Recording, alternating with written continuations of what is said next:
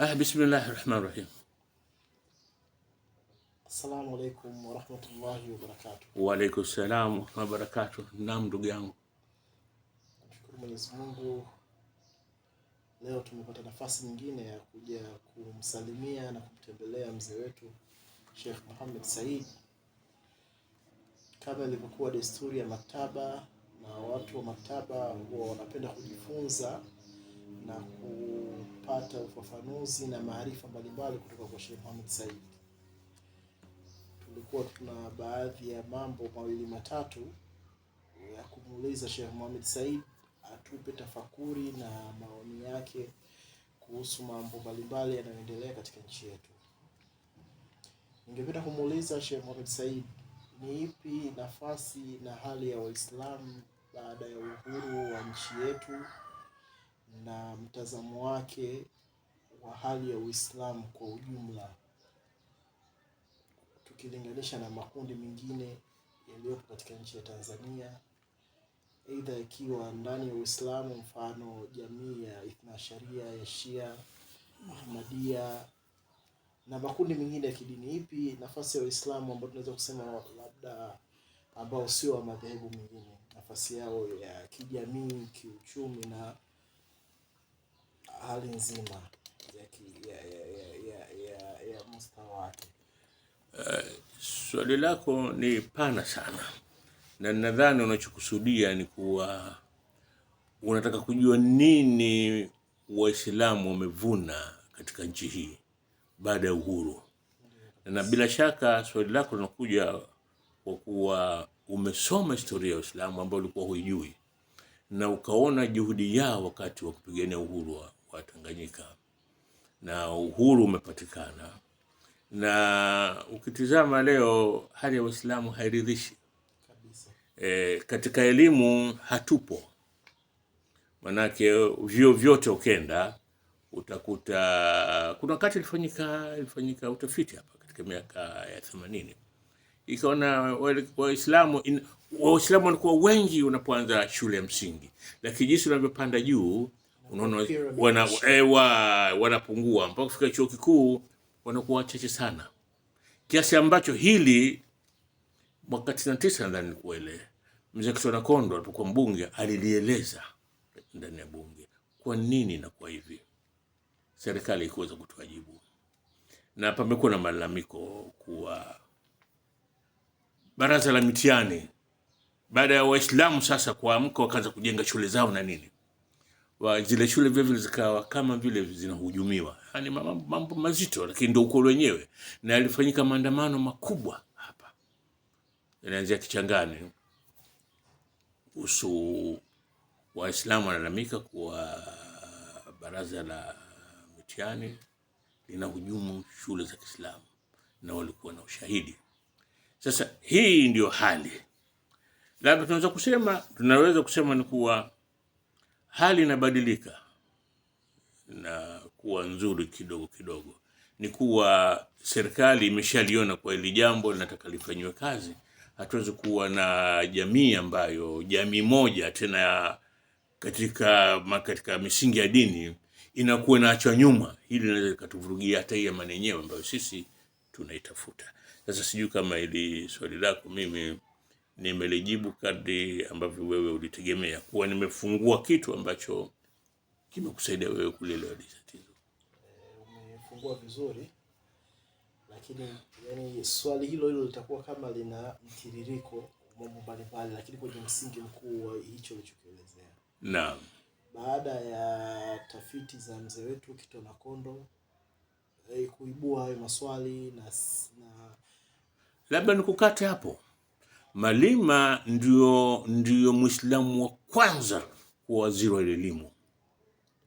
Waziri wa elimu ile wizara ilikuwa manake manake lazima iendeshwe na mtu ambaye sio Muislamu. Ilikuwa hivyo huko nyuma tulikotoka. Na Malima alipokuja kuwa waziri wa elimu kwa mara ya kwanza, aliona mambo ambayo yalimsikitisha, na aliandika barua confidential kwa rais kumweleza alichokiona pale, na barua iliibiwa. ilichomolewa ile barua na ikawafikia wahariri wa magazeti na watu wa magazeti si Waislamu, na ikafanyika propaganda kubwa dhidi ya Malima kiasi ambacho ile barua alifikishiwa pia mpaka Mwalimu Nyerere wakati wa rais. Na Malima aliitwa kwenye Central Committee akazungumza kuhusu hili, na Mwalimu wakati ule ndo alikuwa mwenyekiti wa halmashauri kuu ya CCM. Lakini Mwalimu alikuwa mtu smart sana, hakutaka ili lizungumzwe kwa sababu alikuwa anajua madhara yake, ile athari yake itakuwa mbaya zaidi katika jamii, kwa sababu watasema kweli, lakini nyinyi hamshtuki kuona mnasoma ni watu wengine tu Waislamu hawasomi? Hainyi alikushtueni. Kwa hiyo Mzee Kitwana Kondo alikuwa amekuja kurejea tu kile ambacho tayari kilikuwa kinafahamika. Maana si siri kuwa Waislamu hawana elimu. Na hapa ndo sikutaka kukueleza kuwa Waislamu walikuwa wanajenga chuo kikuu East African Muslim Society, na ndio kwa sababu ya East African Muslim Society kuvunjwa na ule mradi wa kujenga chuo kikuu pale Changombe ukafa. Sasa Sheikh Mohamed Said, nilikuwa napenda kujua baada ya mwaka 99 Mzee Kitwana Kondo kupeleka hoja bungeni, na kama ulikuwa una muda ulizungumzia kwamba Waislamu sasa wakaanza kupata nafasi za kusoma japo sio kwa ukubwa huo, lakini ile tatizo likawa sasa linajulikana, na hata hao ambao walikuwa wanafanya mchezo ule kusema mchezo mchafu wakawa sasa wanajitizama. Lakini haikukomea pale. Ilifika mwaka 2012 ndio kafanya ile maandamano makubwa hapa, na serikali yenyewe ikatoa onyo Waislamu wasiandamane, maandamano ni ya haramu. Mimi nilikuwepo siku ile Kichangani pale siku maandamano. Sheikh Ponda akasema anawaambia Waislamu kama hatukotamana katika hili, maki walikusanya taarifa zote. Na siku ile asubuhi nakumbuka ilikuwa siku ya Ijumaa, ndio maandamano. Sheikh Ponda akasema sisi tunaandamana. Ukipita pale unaingia msikitini unaona madefender Land Rover ya FFU full combat gear, ilikuwa inatisha. Mimi nilikuwa ndani ya msikiti na siku ile walijaa watu wa usalama ndani ya msikiti. Maka watazana najua huyu si katika watu kuja kuswali, amekuja hapa. Basi nakumbuka baada ya swala kumalizika, Sheikh Ponda akasimama akasema, Waislamu kama hatukuandamana kwa hili tutaandamana kwa hili. Mimi niko chini ya miguu yake na digital kamera yangu na digital tape recorder yangu na mrekodi. Na baada ya kuzungumza na Waislamu, Sheikh Ponda akageuka akaelekea kibla namna hii, akanyanyua mikono juu anaomba dua. Ile hali ilikuwa inatisha sana. Akasema mimi nitakuwa mbele kuongoza mambo. Juu unasikia helikopta zinapita. Basi tumetoka pale msikitini, askari wanatazama. Tunakwenda mjini sasa kuandamana. Kwa maandamano makubwa yalikuwa. Tunafika Jangwani hapa. Zinakuja habari. Watu bwana wanazijua hizo habari bwana. Jamani Waislamu, mnaombwa msende mjini, mnaombwa haya maandamano yao ya amani. Nendeni Kidongo Chekundu, pale mtakuta polisi na watachukua viongozi wenu kwenda nao wizara ya mambo ya ndani, na pale watatoa malalamiko yao, yatapokelewa na serikali. Ala ndugu zanguni. Akasema kumbe serikali ina uwezo wa kufanya vitu kwa hivyo. Kwa muda ule washajua kama hili jambo ni la haki. Sasa baadaye ndo nikaja kuuliza imekuwaje ghafla tu hizi habari zimekuja. Akasema wataalamu waliwaambia serikali, waambia vyombo vya usalama, haya wanaosema Waislamu ni kweli. Msije mkawavamia kuwapiga wakafa watu, wakaja na ushahidi huu, hali itakuwa mbaya zaidi.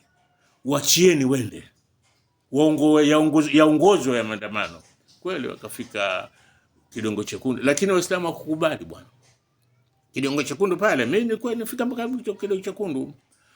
Wakaenda mpaka viongozi wao kuchukuliwa kwenda Wizara ya Mambo ya Ndani kupeleka yale malalamiko, ile petition. Na wao wakaenda na mimi nikaenda, watu sana. Na nakumbuka siku hiyo nilikutana na kijana mmoja alikuwa amevaa jeans na t-shirt. Akatisema anafahamu kwa ajili ya Sheikh Mohamed, mimi unijua, akisema mimi ni mwalimu wa Admatu asema tukatemeke. Wala usione nimevaa hivyo kazania kuwa, lakini nimekuja hii kwa sababu hii nimehesabu jihadi. Kama tukupigana hii ndio mitihani Allah anatupa. Ananiambia pale bwana, ndio mitihani anatupa Mwenyezi Mungu kutuonyesha. Je, kweli tunaweza kusimamia haki sisi? Sasa hali ndio imekuwa hivyo. Lakini kutokea wakati ule sasa mambo yameanza kubadilika. Asiomba hapewi, sio? Naam. Sasa nadhani katika swala la elimu umezungumzia kwa upana wake, historia yake, nini kilichofanyika na mengineyo. Nilikuwa napenda kujua kuhusiana na Mtume sallallahu alaihi wasallam alifundisha Uislamu kwamba ni mfumo mzima wa maisha. Na ulituelezea huko nyuma jinsi ya Waislamu kabla ya uhuru walivyofanya juhudi mbalimbali kuweka Uislamu kama ni mfumo wa maisha.